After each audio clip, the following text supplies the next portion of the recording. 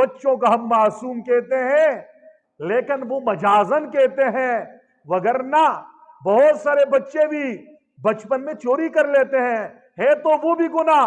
لیکن اسے معصوم ہم اس لیے کہتے ہیں کہ ان کا گناہ بالغ ہونے سے پہلے لکھا نہیں جاتا، جبکہ پیغمبر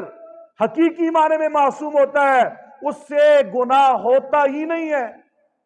جبکہ بچوں سے ہو جاتا ہے۔ انہیں معصوم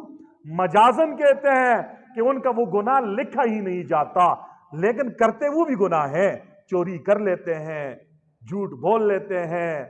گالیاں دوسرے کو دے دیتے ہیں، یہ سارے کام گناہ ہیں، لیکن بچوں کو معصوم اس معنی میں کہتے ہیں کہ وہ مرفوع القلم ہوتے ہیں، ان کے اعمال ناموں میں بلوغ تک یہ گناہ لکھے نہیں جاتے، جبکہ پیغمبر